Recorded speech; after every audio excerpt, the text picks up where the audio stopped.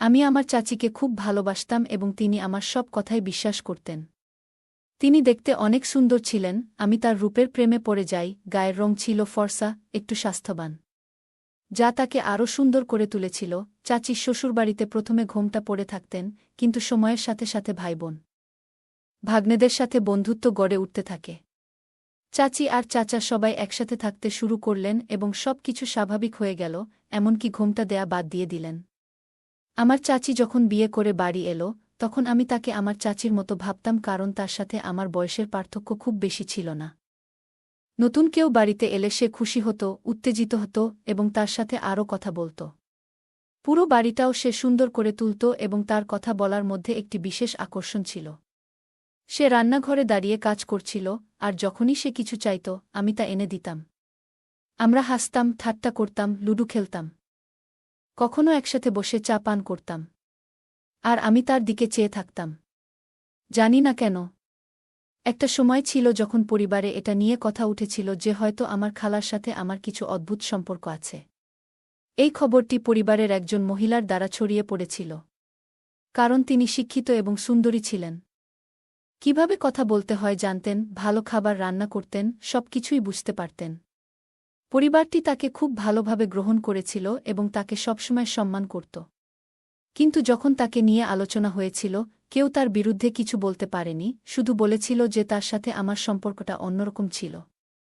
আপনি নিজেই ভেবে দেখুন, এটা কিভাবে হতে পারে না। অনেকেই অনেক কথা বলেছিল, যদিও আন্টি সবাইকে আশ্বস্ত করেছিলেন যে আমি তার ছেলের মতো। তিনি বলতেন, যদি চাচা তার মায়ের জায়গায় থাকতে পারেন, তাহলে আমার ক্ষেত্রেও তা সম্ভব। আর একজন ছেলে কি তার মাকে নিয়ে হাসিঠাট্টা করতে পারে না? এভাবে কি আমাদের বিব্রত হওয়া উচিত ছিল? লোকেরা আমাদের সম্পর্ককে ভুল বুঝেছিল, যার ফলে আমাদের একে অপরের সামনে আসা দেখা উচিত ছিল না। কিন্তু যখন মানুষ যদি আমাদের উপর দোষ না দিত, তবে হয়তো অনেক কথাই বলা হতো না। কিন্তু আমরা একে অপরকে অনেক সম্মান করতাম, এবং আজও আমি তাকে একটি পরামর্শ দিয়েছিলাম যা বাস্তবায়ন করতে যাচ্ছিলাম। তাকে অভিনন্দন জানাতে গিয়েই আমি হতবাক হয়েছিলাম, জানতাম না যে এই উপদেশটি আমার জীবনকে ধ্বংস করবে এবং আমার বাড়িতে অশান্তি সৃষ্টি করবে। আমার নাম শ্রাবণ, আমার পরিবারের আমিই যুবক এবং সবচেয়ে শক্তিশালী। সবাই আমাকে বিশ্বাস করত। লোকে বলত, যখনই কোনো কাজে বিয়ে হতো, সব কাজ আমার হাতে তুলে দেওয়া হতো। তারা জানত, শ্রাবণ যদি কাজে মন দেয়, তাহলে তা সফল হবেই। প্রত্যেক পরিবারে এরকম একজন সদস্য থাকে, এবং আমার এক বোন ছিল। আমি, আমার বাবা মা এবং আমার বোন সবাই একই গ্রামে এক বাড়িতে থাকতাম। যদিও তার স্বামী আর নেই, একটা ছেলে ছিল, যার নাম ছিল সাজু। সে নিজের জগতে মগ্ন থাকত। সাজু আমার থেকে ছোট ছিল। একবার আমি আমার চাচির বাড়ি গিয়েছিলাম। সেদিন আমি বললাম, চাচি, তুমি এত সুস্বাদু খাবার রান্না করেছ। আমি মুগ্ধ, তার খাবার সত্যিই অসাধারণ ছিল। এরপর থেকে আমি ইচ্ছে করেই তার বাড়িতে যেতাম, শুধু তার রান্না করা খাবারের জন্য। আমি অজুহাত খুঁজতাম যেন তার বাড়িতে খাবার খাওয়ার সুযোগ পাই। একদিন খাওয়ার পর সারা সপ্তাহ তার কথা মনে হতো। কিন্তু আমার মা বলতেন, তোমার চাচির সাথে বেশি মিশো না। চাচা থাকলে কথাই অন্যরকম হতো। মা বোঝাতেন, যখন কারো বাড়িতে বোন থাকে, কোনো লোক তার বাড়িতে যায়। কিন্তু তোমার চাচা নেই, তার স্ত্রী আর ছেলের সাথে তোমার সম্পর্ক কি? হ্যাঁ, তার ছেলে তোমার ভাই, মাঝে মাঝে দেখা করো। কিন্তু তার বাড়িতে যাওয়ার দরকার নেই। 4 ঘন্টা বসে থেকে কী লাভ, মা বলতেন। আমার চাচির সাথে আমার সম্পর্ক যেন ভুলে যাই। আসলে আমার চাচা বয়সে বড় ছিলেন এবং চাচি আমার থেকে প্রায় 1-2 বছরের বড় ছিলেন। আমি বলতাম, তুমি জানো, পরিবারের একজন মহিলাও বলেছিলেন, আমার চাচির কট্টর শত্রু ছিলেন। তোমার চাচি এবং পুরো পরিবার জানে তিনি কখনো ভালো কিছু করেননি। সবসময় অন্যের চরিত্র নিয়ে কথা বলতেন। মা বলতেন, সে সাধারণ মহিলা নয়, সে তোমার চাচি। এখন আর তোমার ওখানে যাওয়া আমার ভালো লাগছে না। আমি যদি তোমাকে কিছু করতে বাধা দিই, তুমি কেন আমার সাথে ঝগড়া করছ? আমি বললাম, ঠিক আছে, ভবিষ্যতে এই ব্যাপারটা দেখব। আমার চাচি তখন খুব বিরক্ত ছিলেন এবং শুধু তার অনুভূতির কথাই বলতেন। তাহলে কি পরিবারের কেউ আমার চাচাকে ভালো মনে করবে না? আন্টি কখনোই জীবনে কোনো কাজ করেননি এবং শুধু তার ঘর চালাতেন।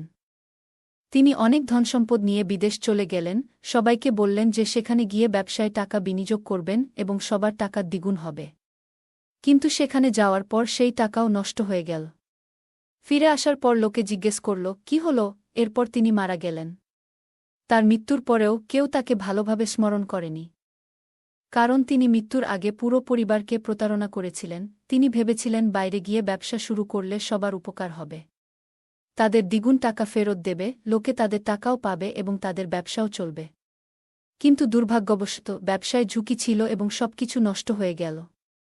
আজ আন্টি আমাকে বললেন তিনি তার ছেলের সম্পর্ক দেখতে গিয়েছিলেন, কিন্তু মেয়েটি পছন্দ হলে তাকেও সাথে নিয়ে যাবেন। আজকাল মেয়ে দেখলেই সবকিছু যাচাই করা হয়। সবার সামনে শ্রাবণের মৃগী রোগের আক্রমণ হয়েছিল, যা আগে কখনো হয়নি। কিন্তু হঠাৎ করেই এই সমস্যা দেখা দিল। জানতে পারলাম যে তার এপিলেপসি রয়েছে। এবং আমরা জানতাম না যে কোনো মেয়েকে দেখলেই তার খিঁচুনি হয়। আগে সে নিয়মিত ওষুধ খেত, তাই ভালোই ছিল। কিন্তু আমি লক্ষ্য করলাম যখনই সে কোনো মেয়েকে দেখে তখনই এই সমস্যা দেখা দেয়। এখন এটি প্রায় হতে শুরু করেছে। সবাই বলছে তাকে বিয়ে করালে সমস্যা ঠিক হয়ে যাবে।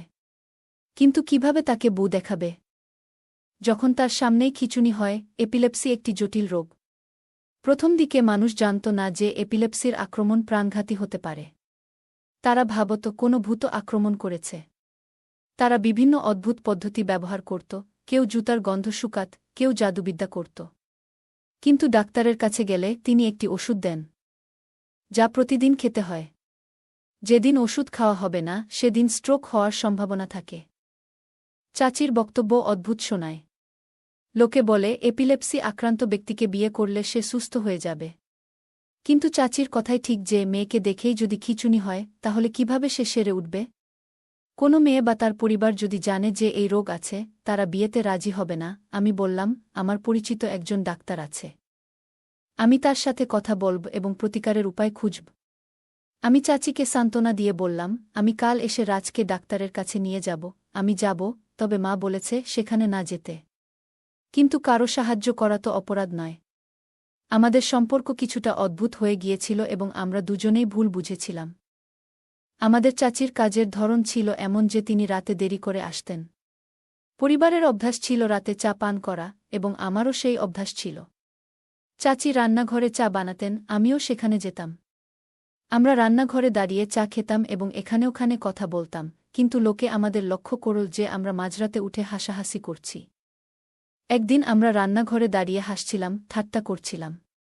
হঠাৎ চাচা কাজ থেকে তাড়াতাড়ি ফিরে এলেন এবং দেখলেন। তিনি বললেন তোমার ছেলেকে বুঝিয়ে বলো। সেই ঘটনার পর থেকে আমাদের সম্পর্ক পরিবর্তিত হল। তারপর সবাই আলাদা ঘর বানিয়ে নিল।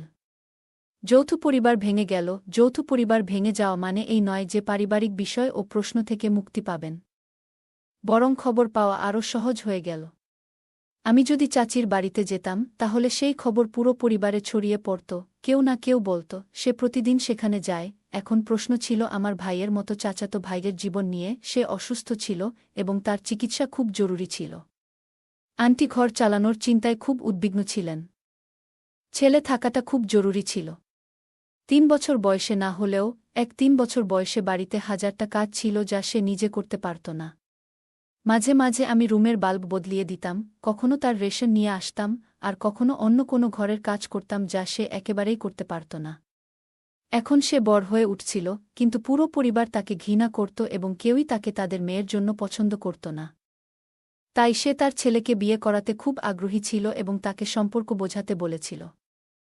আমি তার সাথে বন্ধুত্ব করার অনেক চেষ্টা করেছি, কিন্তু সে খুব অদ্ভুত ছিল, নিজের জগতে ব্যস্ত থাকত।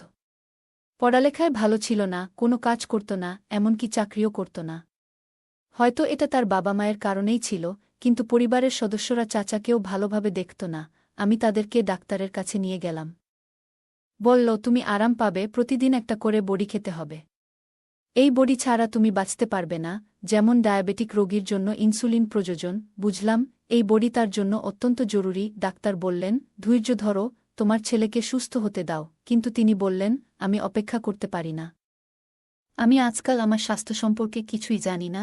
আমার কি হবে, তার কি হবে, তার দেখাশোনার জন্য কেউ থাকবে না। আমি বলেছিলাম আমরা মেয়েটিকে দেখতে গিয়েছিলাম। তিনি বললেন তুমিও আমার সাথে আসো। আমরা সেখানে গিয়ে বসলাম, মেয়েটিও এগিয়ে এলো। প্রথমে মনে হলো আমার চাচাতো ভাইয়ের অবস্থা ভালো আছে, হয়তো ওষুধে কাজ করছে। কিন্তু হঠাৎ তার অবস্থা খারাপ হতে শুরু করল, সবাই অবাক হয়ে গেল। মেয়েটি বলল, আপনারা সেই নারীদের মধ্যে যারা মনে করেন বিয়ের পর সব ঠিক হয়ে যাবে। আপনারা তার চিকিৎসা করান, তারপর বিয়ের কথা ভাবুন। নিচে নামতেই আমি বললাম, তুমি এটা সহজে করতে পারো। আমরা সম্পর্ক দেখতে এসেছি, তোমার মেয়েকে তুলে নিতে নয়। আমরাও সম্মানীয় মানুষ। চাচি রাগ না করতে বললেন। আমরা সেখান থেকে ফিরে এলাম। বাড়ি ফিরে মা খুব বিরক্ত হলেন, জিজ্ঞাসা করলেন আমি কোথায় ছিলাম। বললাম, এক বন্ধুর বিয়েতে। মা বললেন, তোমার বোনের জন্য আমি চিন্তিত। বিয়ের পর থেকে তাকে এখানে আসতে দেয় না। আমাদের সাথে খারাপ ব্যবহার করেছে, ফোনে কথা বললেও মনে হয় কিছু লুকিয়ে আছে। যখনই কিছু জিজ্ঞেস করি বলে সব ঠিক আছে। ঈশ্বরকে ধন্যবাদ, কিন্তু আমি তার মা। বুঝতে পারি কিছু সমস্যা আছে, কিন্তু সে কিছু বলে না। আমি চিন্তিত ছিলাম। মা বললেন, দিদি নিজের ইচ্ছেমতো বিয়ে করেছে। আমরা সেই লোকটাকে পছন্দ করতাম না। খুব রাগী এবং অবদ্ধ, কিন্তু বোনের পছন্দ ছিল। আমি চিন্তায় থাকি, পছন্দের বিয়ে সবসময় সফল হয় না। মেয়েদের উপর চাপ থাকে। তারা ভাবে নিজের ইচ্ছায় করেছি, সব সহ্য করতে হবে। এমনকি অত্যাচারও সহ্য করে। এভাবে চলতে পারে না। আমি বললাম, আমরা তাকে সাহায্য করতে পারি। মা বললেন, মেয়েরা যখন নিজের ইচ্ছায় বিয়ে করে তারা পাপ করেনি। কিন্তু শ্বশুরবাড়ির লোকেরা যেন তাদের ভাগ্যের কাছে ছেড়ে দিয়ে যা খুশি তাই করে। আমার সংসারে বেশ কিছু সময় কাটিয়েছি এবং দেখেছি এমন দুর্ভাগ্যপূর্ণ মহিলার জীবন কিভাবে হয়। দিনরাত কাঁদে। আমি চাই না আমার মেয়ের জীবন তেমন হোক। আমাদের পরিবারের কেউ জানত না আমার বোনের এই অবস্থার কথা, নইলে সবাই হাজারটা কথা বলত। আমি তাকে সান্ত্বনা দিয়ে বললাম, যদি কোনো বড় সমস্যা হয় আমরা সমাধান করব। আমাদের বাড়িতে আমরা জীবনের কঠিন পরিস্থিতির মুখোমুখি হয়েছি। আমরা এই সত্যটি গোপন রেখেছিলাম এবং পরিবারের মধ্যে ছড়িয়ে দিয়েছিলাম যে আমাদের ইচ্ছানুযায়ী বিয়ে হয়েছে। এই খবর শুনে আমার চাচি মন খারাপ করলেন। যখন গোটা এলাকায় ছড়িয়ে পড়ল যে একটি ছেলের মেয়েকে দেখলেই অদ্ভুত খিঁচুনি হয়। এই খবর দ্রুত ছড়িয়ে পড়ল, আর এমন অনেক রোগের খবর ছড়াল। এটাকে ইংরেজিতে ফিট বলা হয়। মানুষ এই ধরনের গল্প খুব পছন্দ করে, কিন্তু যখন এটা হয় তখন শুধুমাত্র সেই ব্যক্তিই জানে কত কষ্টের। চাচি বললেন, আমার ভাগ্য খারাপ, আমার সারা জীবন দুশ্চিন্তায় কাটবে। কেউ একজন পরামর্শ দিয়েছিল তার ছেলেকে বিধবা নারীর সাথে বিয়ে করাতে। আমি বললাম, এতে কোনো সমস্যা হবে না। কিন্তু চাচি উত্তর দিলেন, কিভাবে আমার ছেলেকে একজন বিধবার সাথে বিয়ে করতে পারি? এটা কি তার দোষ যে সে বিধবা? আমাদের উচিত তার সম্মান করা। আমার ছেলে এখনও বিয়ে করেনি, সে ছোট, সুদর্শন, মনের দিক থেকে একটু কাঁচা, কিন্তু এটা তার দোষ নয়। চাচি কাঁদতে কাঁদতে বললেন, আমার ছেলের মধ্যে কোনো মন্দ নেই, সে মাদক খায় না, মিথ্যা বলে না। আমি তাকে সান্ত্বনা দিয়ে বললাম, আমরা একটা সমাধান বের করব। তিনি কখনো কারো সাথে খারাপ আচরণ করতেন না, কোনো মেয়ের দিকে তাকাতেন না, বরং নিজের জগতে ব্যস্ত থাকতেন। সম্ভবত তার অসুস্থতার কারণেই তিনি অন্যদের সাথে মিশতে পারতেন না। আমি বিশ্বাস করি না যে তিনি অন্য কোনো ধারণা দিয়েছিলেন, তবে আমি মনে করি এটি পুরোপুরি ঠিক। এবং আপনি যেমন বলছেন, মহিলা, যখন কেউ একটি মেয়েকে বিয়ে করে এবং কয়েক বছর পরে তার স্বামী মারা যায়, তখন সে একজন মহিলার বয়স বাড়ে না, কিন্তু তার জন্য আবার বিয়ে করা কঠিন হয়ে যায়। যদি আপনি এমন একটি মেয়েকে বিয়ে করেন যার স্বামী মারা গেছে এবং তাকেও পুনরায় বিয়ে করতে হয়, তবে সে অবশ্যই আপস করবে। বিয়ে করলে অনেক সমস্যা হতে পারে, কারো হয়তো হার্টের সমস্যা, কারো পায়ের সমস্যা, বা অন্য বড় অসুখ। মহিলাদের জন্য পরিস্থিতি কেমন হবে? বেঁচে থাকাও যেন এক প্রকার রোগ, এবং এর অদ্ভুত ব্যাপার হল, হঠাৎ কিছু হলে লোকটি ভয় পায় এবং ভাবে হয়তো পাগল হয়ে গেছে বা কোনো অশরীরী শক্তির কবলে পড়েছে। কিন্তু এটা আসলে এক ধরনের রোগ, ওষুধ খেলে সব ঠিক থাকে। আপনার ছেলেকে এমন একটি মেয়ের সাথে বিয়ে দিন। তাহলে সে তার দেখাশোনা করবে এবং আপনার সংসারও দেখবে। আজকাল একটি মেয়ে অনেক কষ্টে বিয়ে করে এবং বিধবা হলে পুনরায় বিয়ে করে। এই দ্বিতীয় সুযোগটি তার জন্য বিশেষ, এবং তিনি এটি কোনো কারণে হারাতে চান না। যেমন কোনো মহিলার ক্ষেত্রে হয়, তৃতীয়বার বিয়ে করা সবথেকে কঠিন কাজ। তাই যদি কেউ জানে যে তার সঙ্গীর স্ট্রোক হয়েছে, তাহলেও তার অসহায়ত্বের সুযোগ নিয়ে বাঁচা কঠিন। কিন্তু অন্তত থাকার মতো একটি ছাদ পাবে। আমার খালা অবাক হয়ে বললেন, তুমি কি এমন কাউকে পছন্দ করছ? আমি নিজেকে বলছি না, তবে তুমি নিশ্চয়ই তাদের মধ্যে একজন যারা কোনো নারীকে সহজে ভালো মনে করেন না। তিনি বললেন, আমার ছেলে অসুস্থ হলে তার কি দোষ যে তাকে শাস্তি দিতে হবে? একজন মহিলার স্বামী মারা গেলে সেই মহিলার কি দোষ? আমার খালা রাগান্বিত হয়ে বললেন, তুমি ঠিক বলছ, কিন্তু আমার মন কিছুতেই মানতে চাইছে না। আমি কয়েকদিনের জন্য শহরে যেতে চাই, তাকে সাথে নিয়ে যাচ্ছি। সেখানে গিয়ে ভাবব কি করব। মেয়েটি বলল, নিজের খেয়াল রেখো। তুমি আমাকে অনেক সমর্থন করেছ, যদিও আমি জানতাম তোমার মা এটা পছন্দ করবে না। তিনি অবশ্যই তোমাকে বাধা দেবেন। আমি তোমার মায়ের সাথে কোনো খারাপ সম্পর্ক রাখিনি, শুধু যে আমি তার থেকে বেশি সুন্দরী, তাই তিনি আমার সাথে ঝগড়া করতেন। এটা মেয়েদের স্বভাব। তুমি এটা বুঝতে পারবে না, এটা তোমার দোষ নয়। মাঝে মাঝে আমরা মনে করি আমাদের সম্পর্কের ঘৃণা করার অধিকার আছে। শাশুড়ির মতো তিনি কখনোই পুত্রবধূর সাথে ভালো ব্যবহার করতে পারেন না, কারণ তিনি সমাজের সবকিছু দেখেছেন এবং এটিকে তার কর্তব্য বলে মনে করেন। আমার খালা বললেন, তুমি নিজের যত্ন নাও এবং আমি কিছুদিন থাকতে চাই। তুমি একটু বিশ্রাম পাবে। আজকাল তিনি বললেন, তুমি খুব ভালো থাকো। আমার যদি একটি মেয়ে থাকত, আমি অবশ্যই তাকে বিয়ে করতাম। তিনি হাসলেন এবং বললেন, তাহলে যদি তোমার একটি মেয়ে থাকত, আমি সকালেই শহরে চলে যাব। ওর ছেলের বিয়ে শুনে আমি খুব খুশি হলাম এবং বললাম, দেখ, আমি আমার ছেলের বিয়ে দিয়েছি আর তোকে বলিনি। বিয়েটা হয়তো খুব তাড়াতাড়ি হয়ে গেছে, কিন্তু খুশির ব্যাপার হলো আমি আমার চাচিকে দেখতে শহরে যাচ্ছি। তুমিও আমার সাথে আসবে। দেখি কার ভাগ্য বিগড়েছে, আমার মাকে অনেক কিছু বলতে পারিনি। একই শহরে যেখানে আমার বোনের বিয়ে হয়েছিল। তাই হয়তো আমার মা যেতে প্রস্তুত ছিলেন। যদিও আমাদের তার বাড়িতে যেতে দেওয়া হয়নি। আমার শ্যালক বলেছিলেন যে আমাদের বাড়িতে কেউ আসবে না। কিন্তু আমার মায়ের মনে একটি ইচ্ছা ছিল যে আমরা হয়তো দেখা করতে পারি।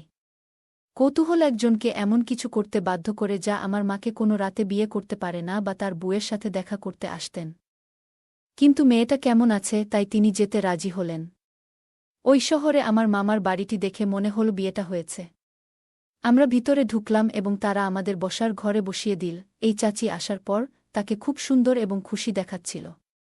আমি তাকে অভিনন্দন জানালাম এবং মাও বললেন, আসুন, আমাদের ছেলের বিয়ে হয়েছে। এখন ভগবান ভবিষ্যতের মঙ্গল করুন। আমি আন্টিকে অভিনন্দন জানালাম এবং বললাম, যখন আপনি আমাকে আমার বোন এবং তার স্বামীকে পরিচয় করিয়ে দিলেন, আমরা দুজনেই হতবাক হয়ে গেলাম। কারণ আমরা জানতাম না। আমরা জিজ্ঞেস করলাম, এসব কি হচ্ছে? এটা কিভাবে হতে পারে যখন আমাদের চাচি বলেছিলেন যে আপনার বোনের স্বামী মারা গেছেন? কিন্তু তার শ্বশুরবাড়ি তাকে কাজে লাগাতে রেখে দিয়েছে। আমি বিষয়টি জানতে পেরে তাকে সাহায্য করার কথা ভাবলাম। তিনি বললেন, এ বিষয়ে কাউকে বলবেন না, তারা খুব বিপজ্জনক। তবে আমার ভাই পুলিশে আছে, তার সহায়তায় তাকে সেখান থেকে বের করেছি। তারপর থেকে সে এখানেই থাকত, কিন্তু তখনও আমি তাকে আমার ছেলের সাথে বিয়ে দিয়েছিলাম। একজন মহিলা হিসেবে সে তার যত্ন নেবে। আজ তাদের বিয়ে হয়েছে এবং ঈশ্বরকে ধন্যবাদ, এই বোনটি আমার আসল বোন ছিল না। সে আমার প্রথম স্বামী যে মারা গেছে, তাই সে আমার আসল বোন ছিল না এবং সে শ্রাবণের আসল কাজিনও ছিল না। সেই দুষ্ট লোকের খপ্পরে পড়ে তাকে বিয়েও করিয়ে দিয়েছি, না হলে এই সময়ে আমার বোনকে অনেক কষ্ট দেওয়া হতো। আমার মামাতো বোনকে জামাই হিসেবে মেনে নিয়েছি। আমি আন্টিকে বলেছিলাম যে আপনি সত্যিই খুব ভালো সিদ্ধান্ত নিয়েছেন। আমার এই কাজিন আমার বোনকে পছন্দ করেছে, এটা সে কখনো কাউকে জানায়নি। এখন সে তার ভাগ্যের দিকে ফিরে গেছে এবং বিয়ের পর তার অবস্থা অনেক ভালো হতে শুরু করেছে। কিন্তু তারপরও আমার বোন তাকে ভালোভাবে সামলে নিয়েছে, যদিও সে তার থেকে একটু বড় ছিল। দম্পতিকে খুব ভাল লাগছিল। তারা গ্রামে ফিরে এসে এখানেই বসবাস শুরু করেছে। খারাপ অবস্থায় ছিল, এই 2 বছর খুব কষ্টে কাটিয়েছে, কিন্তু এখন তারা ভালো আছে। তার স্বামী এক দুর্ঘটনায় মারা যায় এবং এরপর তার শ্বশুরবাড়ির লোকেরা তাকে আরও একা করে তোলে। তবে তার ভাগ্য ভালো ছিল যে তার চাচি তাকে সেখান থেকে উদ্ধার করে। এখন সে বলত, আমি সুখী এবং আমার জীবনে কোনো অভিযোগ নেই। সে বলত, যখন থেকে আমি শ্রাবণ এর সাথে বিয়ে করেছি, তখন থেকেই মনে হচ্ছে আমি সঠিক কাজ করেছি। আল্লাহ আমাকে ক্ষমা করেছেন এবং আমি এখন খুব খুশি। আশা করি শ্রাবণও খুশি হবে। গল্পটা কেমন লাগলো জানাতে ভুলবে না। আরও মজার মজার রোমান্টিক গল্প শুনতে চাইলে ভিডিওটি লাইক, শেয়ার এবং চ্যানেলটি সাবস্ক্রাইব করতে এবং বেল আইকনটি ক্লিক করতে ভুলবে না। ধন্যবাদ।